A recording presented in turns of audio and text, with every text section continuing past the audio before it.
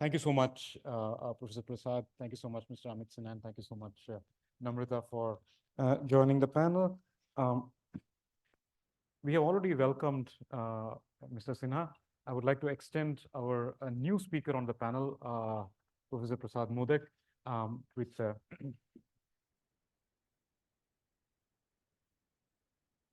thank you so much. Thank you. Thank you. Namrata, would you like to have a bouquet, or you want to save it for sustainability? We have extra. Yeah.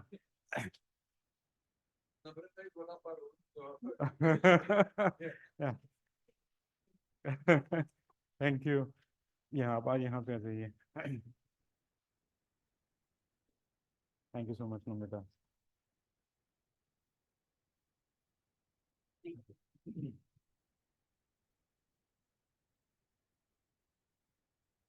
Um, I've already, you're familiar with our first panelist, Mr. Amit Sinha.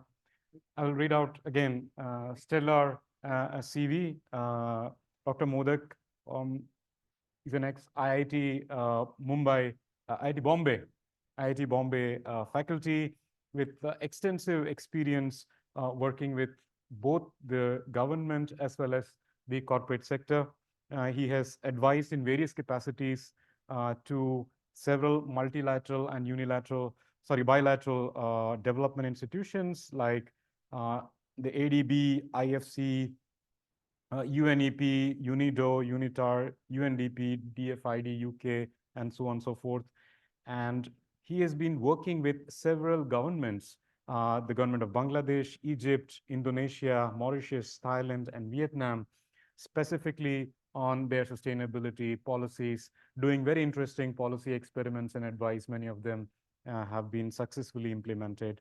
He's also actively working with the government of India as a part of the member of the Indian Resources Panel of the Ministry of Environment, Forest and Climate Change, as well as a member of task force. I have a long list. So thank you, sir. He also has an exceptionally good scholarship, multiple research papers that has come up in leading academic peer-reviewed journals. So once again, thank you so much, Professor Modak, for being part of the panel. Professor Namrata Chindarkar, she's the chair of School of Public Policy at IIMA. Prior to joining School of Public Policy, she was a faculty of Lee Kuan Yew Institute of Public Policy at NUS. She has exceptionally well-cited literature and a body of research, specifically at the intersection of energy, water, as well as social policy, the gender aspect as well. And this is a emerging body of literature coming from India, and she's a leading voice when it comes to environment policy and social policy and public policy in general. So thank you again, Namrata, for being part of the panel. So, I will simply pick up this conversation. It's intended to be mostly free-flowing. And since we have three different perspectives, we'll see if we can look at it from three different angles. The core issue that we are talking about is sustainable policy design. So, policies at multiple levels. You have policies at a governmental level, you have policies at a corporate level. We have a theory around policy design. There is a conceptual frameworks around policy design. But when it comes to picking up any one of those frameworks and theories and going to a practitioner and say, I got this fantastic theory around this is how the policy should be designed, you get a completely different point of view. They talk about implementation issues. They talk about capacity, institutional capacity on the ground to actually do this. They also talk about all the past policy failures that has happened when so there seems to be a balance between how much of conceptual theoretical knowledge that we derive and how much of that can be translated to policy practice. So this very nice tension between policy design as a conceptual exercise versus what works on the ground could become like a nice point of conversation for us to get started, because we have people who are at the interface, both who knows how research works, also how practice happens. I would like to, give Mr. Sinha a little bit of time for breather, from his previous extempore. Fantastic. Thank you so much. And probably start with Professor Modak. Your response on this difficult interface, the translation problem. What are the core elements of translation from theory to practice, from your wide varied experience? Also, if you could give some specific examples, like what worked and what completely failed in practice. Over to you. So, first of all, let me say thank you. I think we need to switch on then.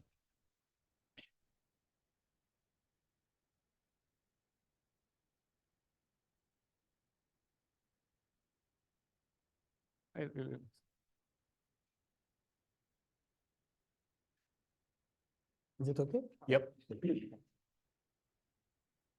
So you sent me an email early morning, and I picked it up at the Mumbai airport.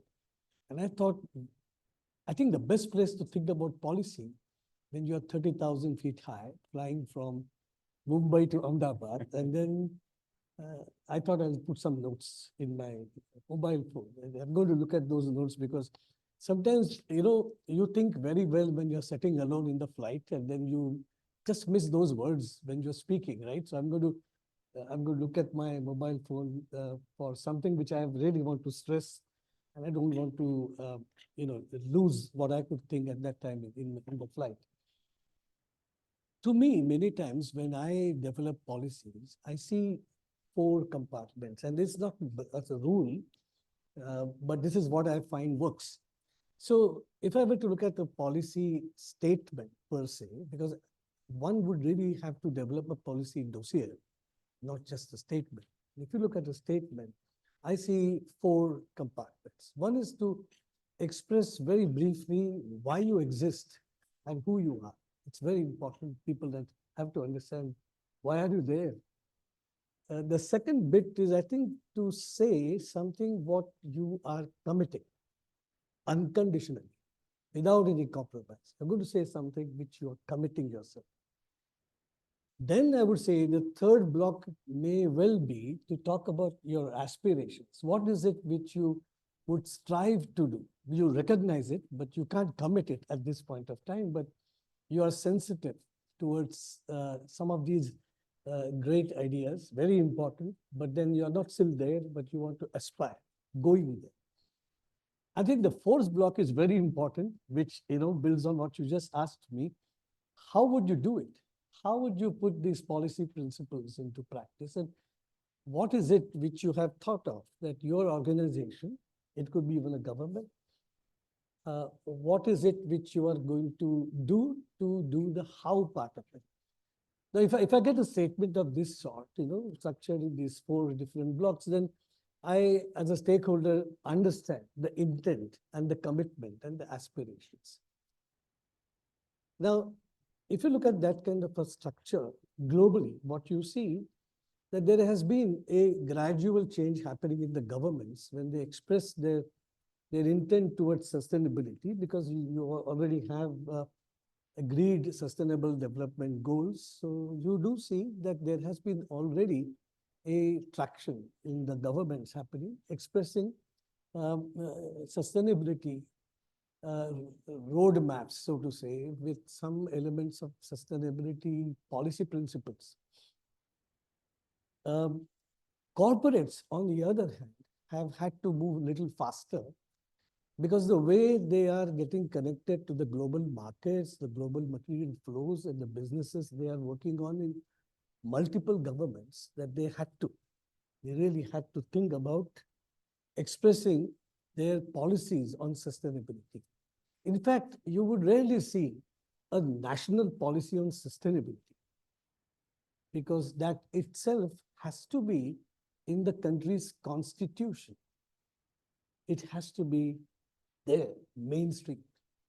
You just don't have to make a separate sustainability policy when it comes to the government. Well, you have to express the ethos on sustainability in all the missions that you might like to undertake in the interest of your long-term economic and social development plans. But you don't really have to make a national level expression on policy on sustainability.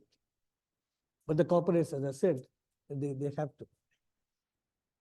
Now, if you look at then the process of developing policies, particularly in the corporate, because I'm leaving aside right now the government on the argument that there is no such need to make a national sustainability policy. You do have environmental policies, of course. We have Ministry of Environment and Forest in India wrote a great policy in 2006, the environmental policy. I don't know how many people read that policy. And that's one more point, of course, I'm going to raise later on that, who reads these policies.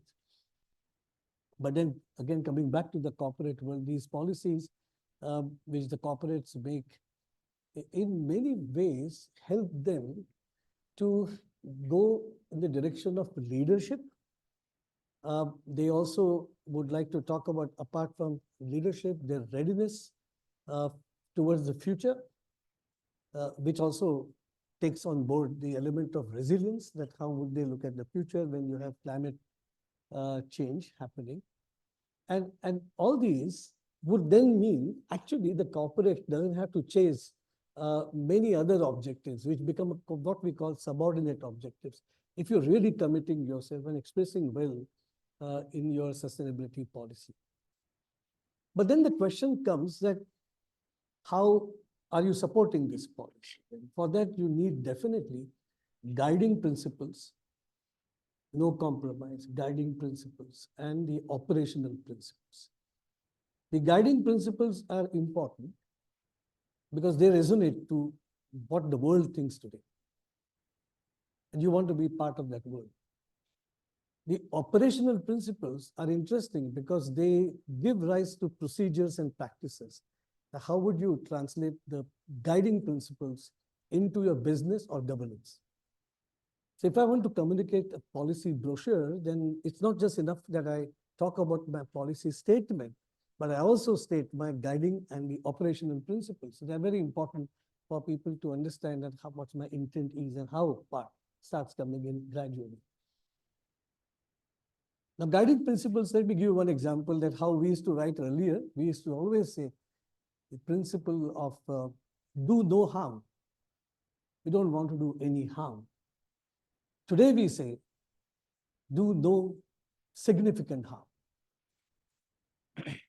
Isn't it? It shows how we are understanding that it is futile to talk about a great idea of do no harm. You will do some harm, but you're going to say do no significant harm. And who decides the significance is a mute question. But, well, that's how the principles get laid often. Many times these principles are also connected to what we as a country sign in the multilateral environmental agreements. So there has to be some echo when we talk about what a country has to talk about in terms of its policy principles, that they are in fact aligned to what the national governments are signing. And that we have seen always has been the case, or any conventions, what we are talking on climate for that matter. There is always going to be some reflection. And that's always been done as well.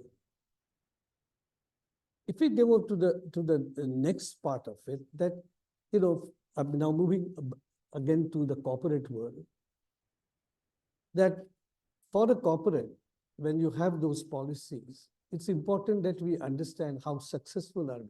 It's very difficult to figure out the success of a policy in the real world. That's too complicated. And you can't attribute any failure or success to a particular policy, because there are always somewhere the subsets of what's happening everywhere. It becomes difficult, for example, say in examples, your case, that unless you have a very clearly defined and disclosed sustainability taxonomy, which I know there has been already, I used to be a part of that drafting committee. And one day I'm sure we'll see the light of that sustainability taxonomy is one example, or take example of circularity metrics, or you look at the measures, we assess the natural capital. Now, you need to agree on what benchmarks are we going to assess the success of the policy measure.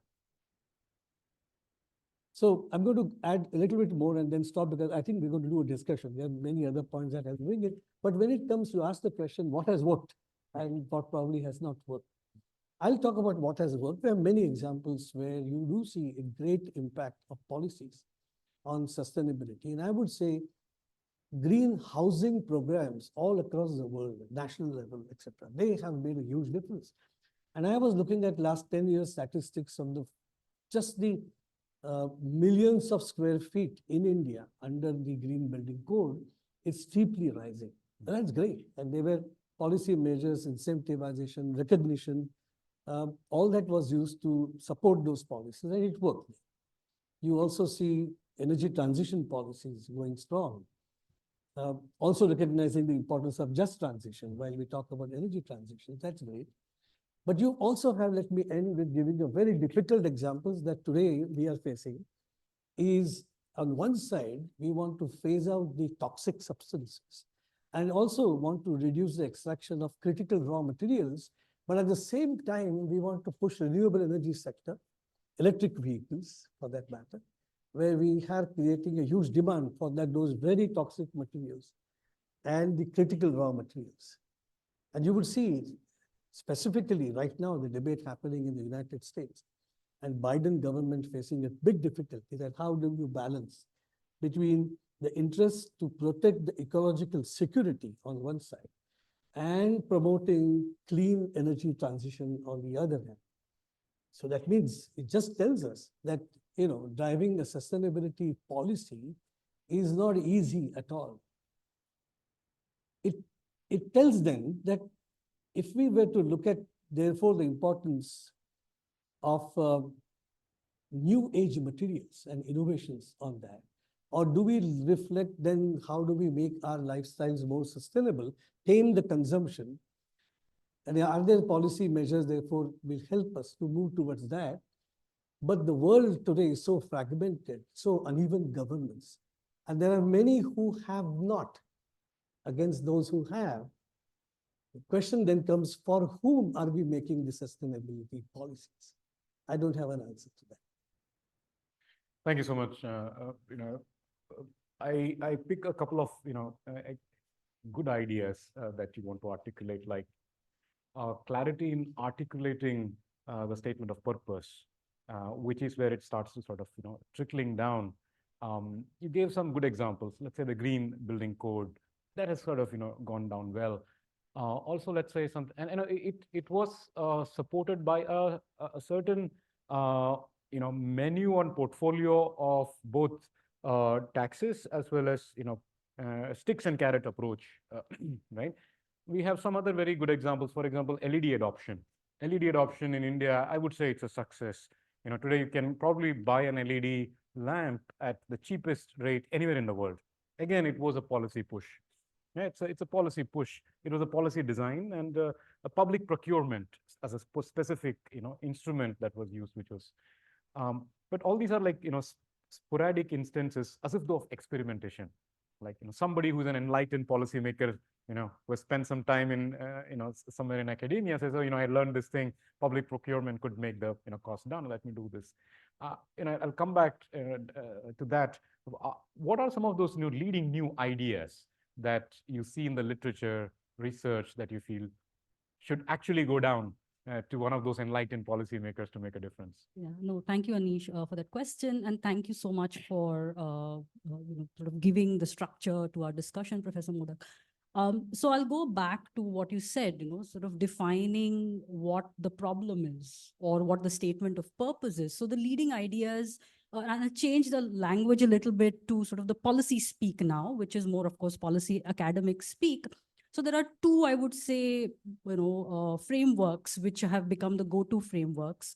One is, it was also brought up in the address by Mr. Sinha, that it is an interaction. So there is growth, there is social inclusion and governance. Of course, that is what we've been talking about, ESG. And we cannot sort of ignore this interaction. So even if it is a renewable energy, clean cooking technology, air pollution policy, we have to realize that there might be equity implications.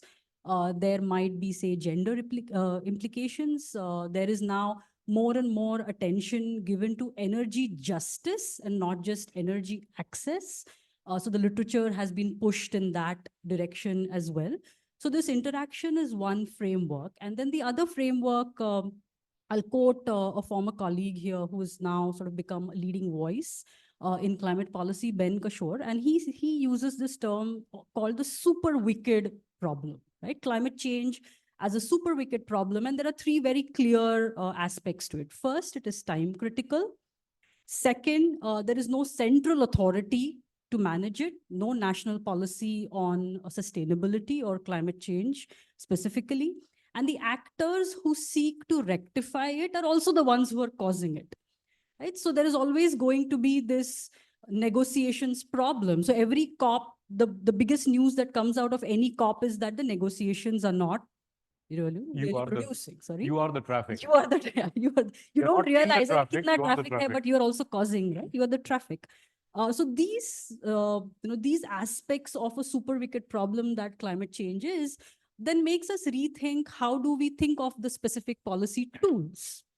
Of course, financial regulations is one, direct environment regulations on having certain kinds of furnaces that, say, steel manufacturers or power plants need to put in place. All of those are there. But there is also this idea that let's move away from this framework of dealing with every environment and sustainability problem as a problem of commons. Because problem of commons, what does it do? Compromise, right? It mostly comes down to negotiation type of solutions. Somebody has to give up something for someone else to, to gain.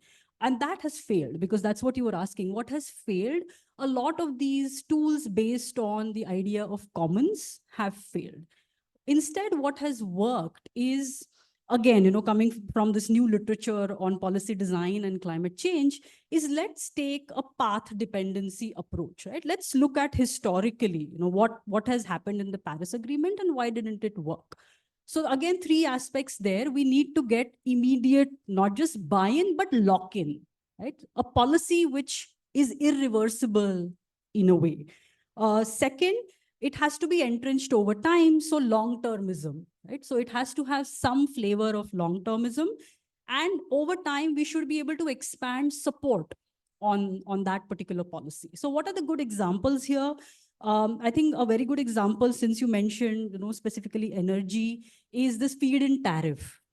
Right? Market-based tools, of course, they have their, sometimes it works, sometimes it doesn't. But a market-based tool which has a lot of co-benefits. So feed-in tariffs, households benefit, the discoms benefit, and the governments benefit, because you can move to renewables and achieve your other targets that have worked quite well if you apply this sort of use these three principles. Feed-in tariffs have worked. There have also been some sort of policy spillover. So it is not any particular tool, it is just pure governance. So a country like USA stepping up and saying that we are going to have this, clean power plan, and the spillovers that have happened because of some countries taking the lead in bringing up, particular type of plans. So those kinds of governance tools have also started to find some success. There are criticisms that they are just, commitments. That is what every, climate forum turns out. It's a lot of commitment euphoria, but implementation disappointment, right? So that is how it has been termed for some time now. But these spillovers, there are definitely observations around that. And also, so even if, say, the government wanted to implement something like the carbon tax, how is that tax benefiting? I mentioned the interaction, right? So if you're implementing a carbon tax, which is a, it's a tax finance tool, is it having some positive spillovers on social inclusion and on environment? So some countries have very successfully convinced their firms to sort of absorb these taxes because they move those funds to say the municipalities. So then that comes into urban planning. And sort of, there is a positive chain reaction of a carbon tax on, good urban planning, the municipalities also remaining sort of financially sustainable, and so on. So the key principle here being that we need immediate lock-in and something that cannot be easily reversed, something that will sustain over time. So there have to be co-benefits and so on. So those are sort of the policy design principles which have started to see some success, and frameworks which are now becoming more popular from a design point of view. Thank you, Namrata. I'll just pick up on things like, transferring, let's say, certain taxes to local authorities to, resolve. And this immediately reminded me of the district mineral fund that we have. All the minerals that are, there is a tax apparently, and that goes to the district mineral fund. I was tracking a huge amount of, fund lying with respective state governments and state. When it comes to what that should be doing, I don't think we have a clear money has been channelized. It's there. There is both explicit that comes from the coal tax. Explicitly, it's called a coal tax. But if you look at the landed cost of, let's say, gasoline in the country, you'll see that the retail price is about 30–40%. It's taxed. In a way, it's an implicit carbon tax. We all pay that. We don't call it carbon tax. And where does that go? It's not earmarked to any mitigation policy. It's earmarked to maybe capital adequacy. Going back to that, both these things, again, goes back to the thing that in principle, we have this exceptionally good thing. But when it comes to the ground reality of the Indian context, right, there are multiple other challenges that sort of gets, priority. I'll give an example. If you see on the desk, we have glass bottles and plastic bottles. So while we were setting it up, Debashish came up in the morning and said, this would look a little awkward. Should we remove all the plastic bottles? And, we have a big bunch inside this room. Should we remove everything? And I said, hold on, keep it there. I will use it as a talking point. So this also shows, I don't know when this was filled up. This is not definitely sealed, right? I don't know. I'm sure it's, we have good processes in place. But if I drink from this, there is a private health risk that I am individually consuming. And given the values, chain and everything else, this is actually a public risk. There is a public health component, which is real for India, right? So I would prefer taking a sip from there, making sure that, that is balanced. How much of that public good should I privately consume or privately, bear the brunt of? On that conflict, I would like to, request your views.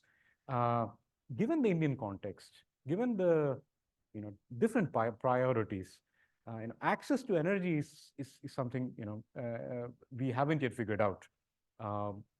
Average Indian consumes around a kilowatt hour, slightly more now. That's like slightly more. That's as much as a refrigerator consumes in a year in the United States, right? And we really cannot go down to someone like that and say, stop consuming, you're harming the planet, right? How does, like, when it comes to policy making at the very top, how much are we sensitive to this this conflict, which is uniquely Indian, not Indian, but I think every other developing economy will have to face this sustainability versus, I would say, saving people's lives. We're not talking about sustainability versus development here. Sustainability versus life is at stake. Yeah. I think I've just justified, but yeah, audible. Yes. Let me take a cue from what Dr. Prasad said. Do no significant harm. Now, the thing is, it's the new world. So whenever you try to develop a policy, you're always faced with a lot of dilemma. You can call it dilemma, trilemma, I don't know, maybe more. it's very difficult to arrive at a common minimum situation. You do it, and then you realize, no, this is going to impact the other side. You will have one set of the people getting impacted by that. So the policy making, particularly in the Indian context, is really tough. Now, you gave an example of the refrigerator in an advanced economy or a country like India. While we, along with China, are one of the biggest emitters, if you see the total emissions, gross emissions, but emission per person is much lower. It is already a debate across the world. So my take on that would be, one, how much we should do for the climate change, because there are aspects to it. If we do too much, it is going to impact your economic development as well. So the present generation may also suffer.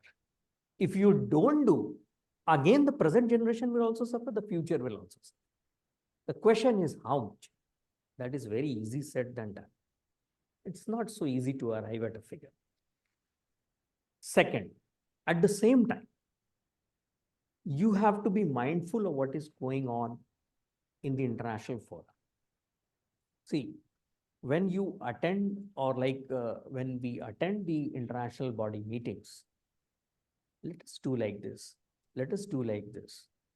So if we do a climate stress test, let's say, theoretically, and let's say we tell a bank that we want to do a climate stress test, so you get the information of your borrowers. Either you do the exercise under our supervision or you give the data to us, either way. But who are those borrowers? They can be polluting industry. Tomorrow you can have a repercussions on that, correct? So it's very difficult. Then should you do or should you not? So when we go at the international forum in various meetings, then this aspect comes. Because this challenge is in a different dimension. I don't say in the advanced economy, the challenge is not there. The dimensions are different. We have a different dimensions. Our SME sector is a large contributor to the economic development. At the same time, they need transition finance. At the same time, they need concessional finance. Yeah. At the same time, they need some kind of, like insurance. And when the banks or any financial institution extend credit to them, they need some kind of guarantee for that, whether the funds is going to come back or not. But the moment the government gives the guarantee, there will be an issue of moral hazard. So it's not so easy. The policy making, particularly in the Indian context, when you think of the climate change, is not so easy. Now, let me just say about one aspect. India is also one of the most vulnerable countries. So we cannot keep our eyes closed to it. At the same time, we cannot expose our population to something, to the policies which is going to impact their lives and their livelihoods. So it's always a difficult call. Where do we make a right balance? Balancing it is too difficult. I mean, even things like, for RBI, maybe not energy access, let's say, financial inclusion. Financial inclusion becomes, and especially to the priority sectors like SMEs, right? You would like to give them a rate benefit so that there is, credit, a line of credit is, available to them, irrespective of their pollution status, because they bring in jobs, they bring in, and that becomes like an important part. Let me just try to sort of, tie up these two things with some specific examples, if you can, bring out, which really highlights, again, Professor Modak and yourself and you, which highlight this uniquely Indian issue of the challenges that we see, something concrete, which everyone can relate to. If you have. Yeah, am I audible? Yes. So I don't know how many of you have been to a place called Landor, few thousand feet above Missouri. I happened to be there and I was asking people as I was meeting them, what do you do? And they said they develop policies. I said, why are you here? So we have come here to meditate because we don't know what to do. Whether to go this way or that way. Scoping of a policy, every policy has to have a scope. And that scope has to be set. What is the scope of the policy? If you take the entire sustainability canvas, it's not going to be easy. And then you will find some people severely negatively affected and some positively affected. I can use life cycle assessment differently to show that this is more sustainable than this last bottle. I will always ask my In fact, client. that's the trick we do in class. While teaching sustainability, we keep drinking till one student says, don't you think this is hypocritical? You're teaching sustainability and drinking, and then say, okay, let's do life cycle analysis. Yes. And suppose I was to say that this plastic bottles recycling rate in this country is 95%. Yes. And the life of this glass is 1,000 years, then you start thinking different. And if I say that if I put this bottle I'm recycling into textiles to make a rPET, then I reduce my carbon emissions in textile. In other words, whenever I deal with my clients, I ask them, what do you want? Do you want me to show this is good? I'm sarcastic here. Or this is good. Because the numbers and the assumptions we can make today in life cycle assessment can give you different conclusions the way we want to. And that's one of the reasons that everything is foggy for us. There is no guarantee or assurance that we really hit the right button when we frame a policy. In other words, we all have to be prepared if should such things happen. And therefore, I always believe that we do need policy sandboxing. Now, policy sandboxing, I was so pleased to see SEBI has put a policy sandboxing on financial products, which is exciting. But I was talking the other day to the Ministry of Environment and Forests that why can't we open up policy sandboxing? Because right now I'm writing circular economy mission. And then I realized that we need some interesting policy experiments in a controlled environment to understand, where the leakages are and where there could be non-uniformities. So I think we need to move towards that direction. Just to end on this point, that just look at the policy and regulations in environment ministry. These have been residue-centric. So stop wastewater, air pollution, solid and hazardous waste, plastic waste. Sab kuch is on residues. And if you look back, one of the first countries we thought of managing environment through a Resources Management Act was New Zealand way back. And the whole idea of the Ministry of Environment is if we manage our resources well, we probably do better on sustainability. That's what I mean as a different kind of thinking of what we need when we formulate this policy.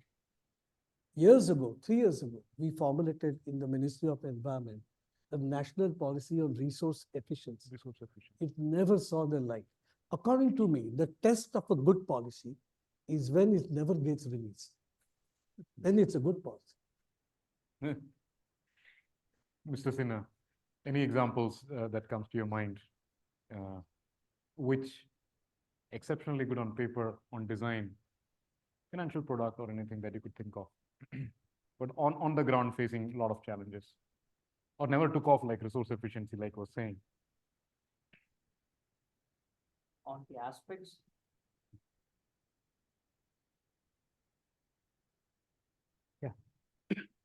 on the aspects of climate change, of course, it's very beginning, so we cannot really say, but from the recent policies of like green deposit, I can say a few things.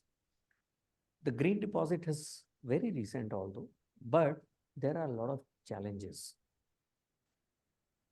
So the challenges mean, now there are some sectors which are identified, but how to do the impact assessment? Who would do the impact assessment? Now, we just spoke like no single authority is there. I think, ma'am, you just spoke. So no single authority is there. So naturally, no impact assessment or a third party assessment entity can be authorized by RBI. They are beyond the control of RBI. So who would do? How would they do? That's the challenge one. The challenge two, the sectors. You have the sectors, it's very broad based. You're talking about energy efficiency or like say green buildings. Now green buildings, you have a lot of codes, IGBC ratings, GRIHA ratings, and some international ratings as well. But then how to really transform them or implement them at the ground? Energy efficiency. Let's say you are into the construction, some entity is into the construction. The entity, the real estate company, is putting energy efficient lights, but it is using a lot of cement. So how do you really implement it at the ground? So many a times it so happens that you do it with good intentions, but in the field, there can be some problems. Plus, let's say I invest in a grain deposit, and naturally, in the normal term deposit, the banks are not required to have so much of compliance. So in a green deposit, there would be a compliance cost, correct? So when there is a compliance cost, the banks would not take everything to its balance sheet. There will be a hit to its balance sheet. So they would like to pass on some of the hit to the customers. So possibly in a normal term deposit, let's say if I get 7%, here I may get 6.9, but whether the individual is ready, whether my product will get success, why should I go for 6.9? Am I so concerned with the society, or I am the only person concerned? So that's the ground level challenges. When it comes to. So then the request would come, and this is actually happening. Then the request is coming to us. Since you asked a very actual example. Now the request we have from the banks is, okay, can you allow differential interest rate? Presently, we don't allow differential interest rate. So for a tenor, say if you are going for a 3-year tenor, the rate of interest cannot be different for different type of product. So you have not allowed me, so I'm not going to do it because there is a compliance cost. So if you allow me a differential interest rate, then we said no, because then what will happen is the banks will start fleecing the customers. There will be now we are very sensitive. Washing. Yes. Like green so washing. we are very sensitive to protecting the customer interest. And then no regulation can go beyond customer. So the banks are also innovative. They say, okay, boss, you are not giving me some kind of interest concessions that way. I want you to give me some CRR SLR exemptions. We are examining, by the way. Thank you so much. Namrata, anything that comes up interesting from the literature? Quite a bit, including some of the work that I myself have been involved in. So I think some of the things you mentioned, and probably we haven't explicitly discussed, is just individuals, right? Because you were talking about the plastic bottle and behaviors. Try selling weather indexed insurance to a farmer in India, right? If you haven't tried doing that, try it once. You will go there, you will explain everything, design the best policy experiment that you can. In the end, the response that you're going to get is God's will. Yeah. I can't predict what's going to happen. Why should I care about a product like this? God's will. There is so much fatalism just ingrained in the sort of, in general, in the Indian population. It's very hard to convince them about climate risks.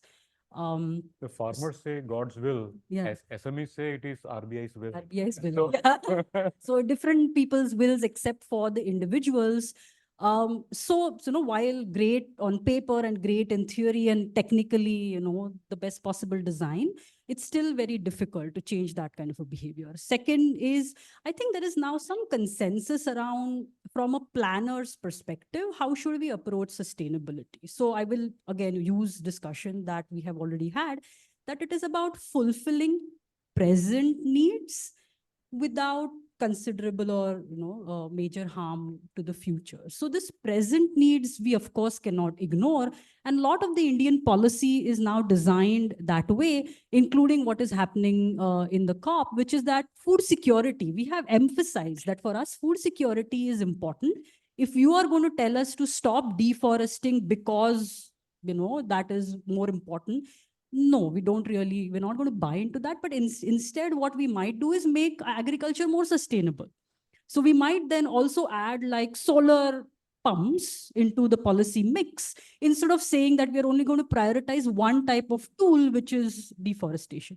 I think in our planners, mind, these kinds of things have become quite clear, that present needs cannot be fully compromised. And we need to focus on those, because just plain simple access to energy is still a question that we need to grapple with. Another example from my own work is LED bulbs, because you mentioned also LED bulbs. So there is an entire scheme that is running at the country level, the Ujala Yojana, which is for giving subsidized LED bulbs, particularly to rural and low-income households. Now, there is an entire environmental backlash around LED bulbs. It is that the luminosity kind of creates light pollution, right? The birds. Now, the birds, the migratory patterns of the birds get distorted. And so there are a lot of environmental arguments around that, and fair arguments. No one is debating that. But what is more important to us at this point, whether we care about, can I see the Milky Way every night? Or whether we care about that people have that very basic access to lighting, which has so many other positive spillovers, including safety, and people can, get like children's education improves, and a lot of other impacts. So these kinds of trade-offs is something which every planner, every policy designer is always thinking about, including the way we have designed a lot of our policies. Ujala is a very good example. Ujjwala, which is for LPG, is a great example. Some work that I have myself done on the Jyotigram Yojana, which came out of Gujarat, now is a national policy, is a great example. All of those policies have thought about the trade-offs and tried to get over those as best as possible. There is no perfect policy solution, but I would say there is good thinking going on behind in terms of policy design and the trade-offs. Thank you, Namrata. I'm sort of mindful of time because especially when the next item on the agenda is lunch. Otherwise, our panel on sustainability will become unsustainable. Food security, if we keep it for too long. So we'll come to the last agenda. And since you talked about greenwashing as an issue, I think it's a very, very salient concept, and I think it's an uncomfortable question. I think we should need to, face it, upfront and sort of deal with it. So, some of our research team, we were sort of looking at evidence of greenwashing, specifically CSR washing, right? If companies are doing this as a matter of compliance, but then, is it a washing? And we found something very interesting, that a lot of those companies which are investing into health, hospitals, specifically oncology clinics. And when I started looking at specific examples, we found that these are the companies that are into, heavy effluents, which are carcinogenic. So like they do the effluents, and they also set up oncology clinics in the vicinity because cancer cases are rising, and impact assessment, causality, before that gets attributed, people's are taken care of. At a much larger level, ESG itself is getting a lot of bashing, and the first really critical article I read was in the Barron. Right after Ukraine war came out, the outbreak of the war, the ESG index, the returns on the ESG index, you presented some, the superior returns index, it flipped. It flipped primarily because the ESG index is heavy on tech industries, because by design, you're sort of selecting out a lot of extracting and energy industries. So energy industry started doing well. Countries started, energy security became a problem, and all the oil companies started minting money. if you use the war as a before after experiment, you'll see a big flip. And then people started asking, oh, we were sort of being fooled by mis-selling, people saying that ESG portfolio also gives you superior returns. And that led to a lot of investor community pushing back and saying, you are mis-selling ESG to us. There's a lot of greenwashing around this. You're not buying into this, right? I just want your final closing comments in terms of, is it a losing faith moment in terms of climate and sustainability and many of those instruments? And from your own respective vantage points as a banker, a research and a policy advisor, as well as researchers, how do you see the future of this conversation going forward? Have the pendulum swung far too much to one side that we are losing faith? We have started talking about greenwashing. Everything is a hogwash kind of a argument versus don't throw the baby along with the bathwater kind of an argument. Have we reached there yet? What is the reverse swing? Please feel free to pick up.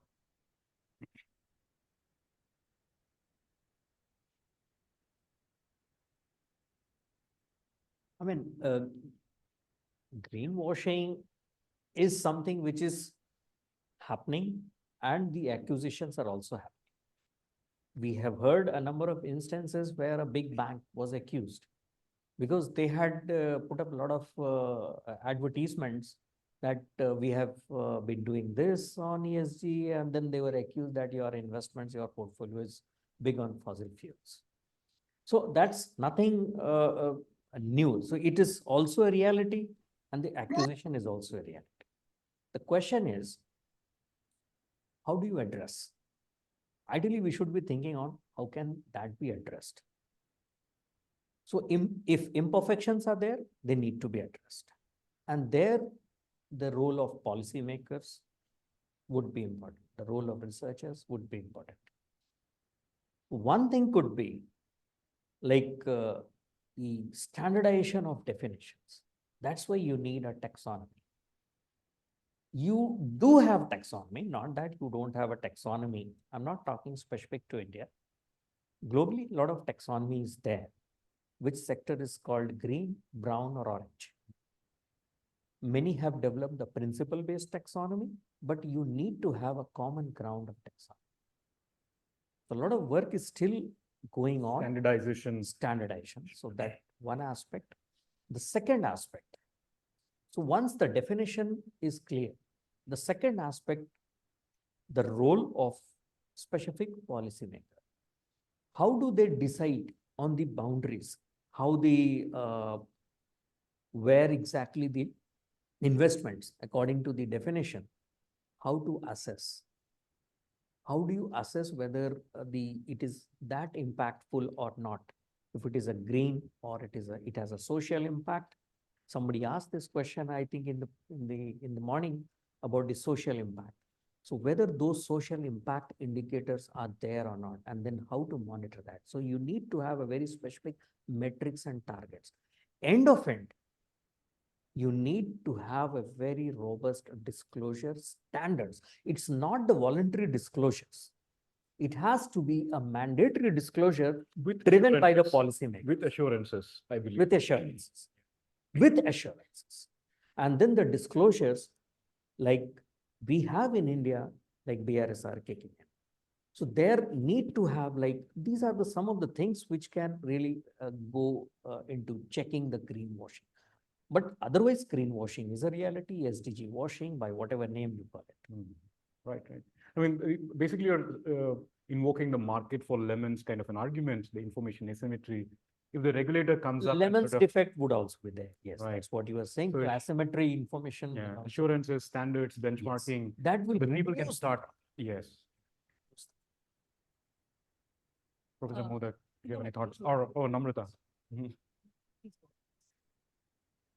You do need the. Yes. Not audible. Better? Yeah. Yeah. So you mentioned all the important taxonomy. You talked about disclosures, very important.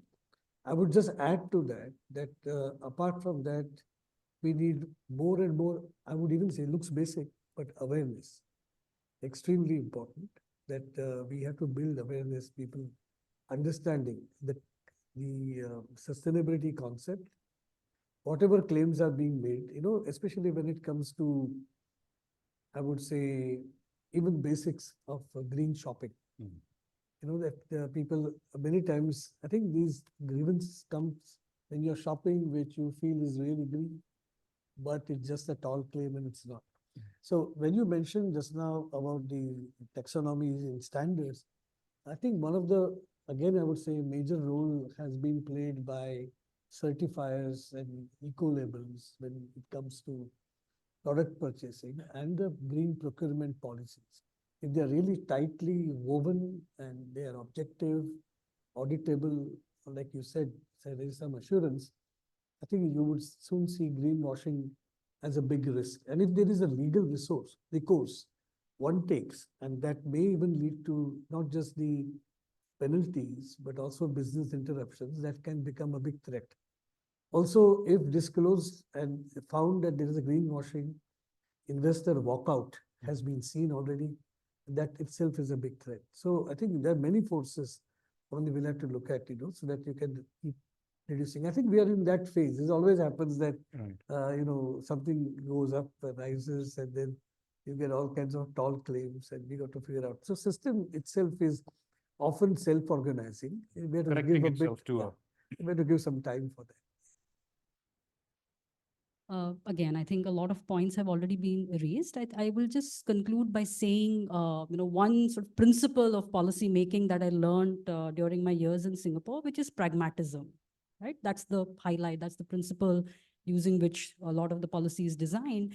And if I were to apply that to the problem of greenwashing, it would be begin with a step which is transparent and achievable. And I think that step would be saying, let's do things that are neutral rather than making a tall claim, as you were saying, that are green. I don't think there is going to be any such jump possible, not just for India, but for any country.